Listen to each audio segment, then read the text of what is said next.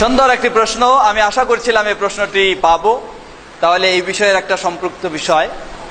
প্রশ্নকারী বলেছেন, মেয়েদের জন্য যারা তাদের মাহরাম নয়, অর্থাৎ যাদের সাথে মাহরাম বলা হয় তাদেরকে, যাদের সাথে বিবাহ বন্ধনে আবদ্ধ হওয়া হারাম, এমন ব্যক্তিদের প্রতি দৃষ্টি দেওয়া, তাদের সাথে কথাবার্তা বলা বা তাদের কথা খোলামেলা শোনা, এটি জায়েজ নয় ইসলামে।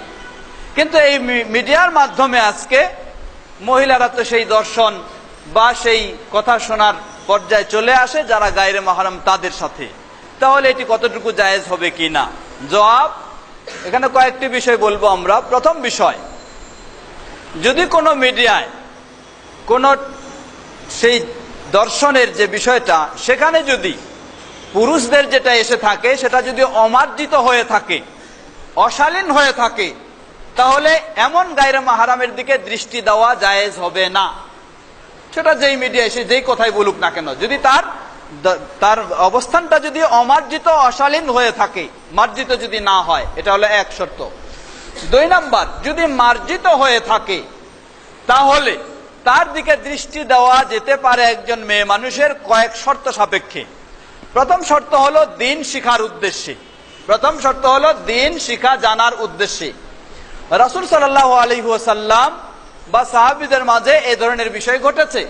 যেমন সহিহ বুখারীর হাদিসে এসেছে, রাসূল সাল্লাল্লাহু আলাইহি ওয়াসাল্লামের কাছে মহিলা সাহাবীরা আবেদন করলেন যে, হে আল্লাহ রাসূল সাল্লাল্লাহু আলাইহি ওয়াসাল্লাম, সব সময় আপনার কাছে পুরুষেরা বসার সুযোগ পায়, আর আমরা মসজিদে আসলেও আমরা সব সময় কি থাকি? দূরে থাকি, পিছনে থাকি। আপনার কাছে বসে আমাদের কোনো কথা শোনার এত সুযোগ হয় না।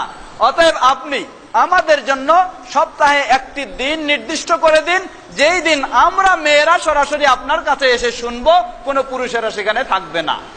রাসূল সাল্লাল্লাহু আলাইহি ওয়াসাল্লাম মেয়েদের জন্য এই ধরনের একটি দিন নির্দিষ্ট করে দিলেন, যেদিন সরাসরি সেখানে রাসূল সাল্লাল্লাহু আলাইহি ওয়াসাল্লামকে তারা চোখ দিয়ে দেখতো এবং রাসূল সাল্লাল্লাহু আলাইহি ওয়াসাল্লামের কাছে তারা দ্বীনের শিক্ষা নিত। কেউ বলতে পারে যেটা রাসূল সাল্লাল্লাহু আলাইহি ওয়াসাল্লাম ছিলেন, অন্য কেউ নয়। না, রাসূল সাল্লাল্লাহু আলাইহি ওয়াসাল্লাম তাদের জন্য গায়রে মাহরাম ছিলেন কিনা? রাসূল সাল্লাল্লাহু আলাইহি ওয়াসাল্লাম তাদের জন্য গায়রে মাহরাম ছিলেন।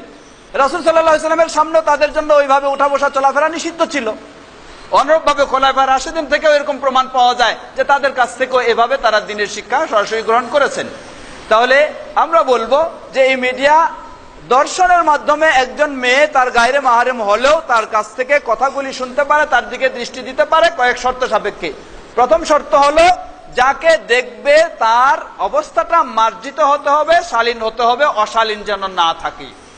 দ্বিতীয়, তার দিকে দৃষ্টি দেবে শুধু একটি উদ্দেশ্যে, সেটি হলো দ্বীন শিখার উদ্দেশ্যে, দ্বীন জানার উদ্দেশ্যে, ভালো করে দ্বীনের বিষয়টা বোঝার উদ্দেশ্যে। তৃতীয়, এরপরেও যিনি তাকে দেখছে তার মার্জিত অবস্থা রয়েছে, সবকিছু দ্বীন শিখা সবকিছু, কিন্তু কোন মেয়ে যদি এ ধরনের গায়রে মাহরামের দিকে দৃষ্টি দেওয়ার কারণে তার মনে যদি কোনো শয়তানি ও ওয়াসওয়াসা, খারাপ চিন্তা এসে যাওয়ার সম্ভাবনা থাকে, তাহলে তার জন্য দৃষ্টি দেওয়া জায়েজ হবে না। তখন সে শুধুমাত্র আওয়াজটা শুনবে, দেখবে না তার দিকে। এই সমস্ত শর্তের আলোকে চতুর্থ, এটা এমন নয় যে ইসলাম শিক্ষা বা জানার জন্য মেয়েদেরকে মিডিয়ার মাধ্যমে সামনে আসতেই হবে, এমন কথা নয়। এটাও ছাড়াও আরো যেগুলি রয়েছে, শুধু অডিও, তারা সেই অডিওতে শুনে শিখবে, অসুবিধা নেই। এটাতে আসতেই হবে তাদের জন্য, এমন আমরা অপরিহার্য বলছি না। এছাড়াও দ্বীন শিক্ষা বা ইত্যাদির জন্য মনে যদি কোনো দুর্বলতা না থাকে, তাহলে মেয়েরা দৃষ্টি দিতে পারে অন্য পুরুষের দিকেও। যেমন সেটাও সহিহ বুখারীর হাদিস, রাসূল সাল্লাল্লাহু আলাইহি ওয়াসাল্লাম উম্মুল মুমিনিন আয়েশা রাদিয়াল্লাহু আনহাকে কাছে নিয়ে দাঁড়িয়ে রয়েছেন। রাসূল সাল্লাল্লাহু আলাইহি ওয়াসাল্লামের পিছনে তিনি দাঁড়িয়ে রয়েছেন।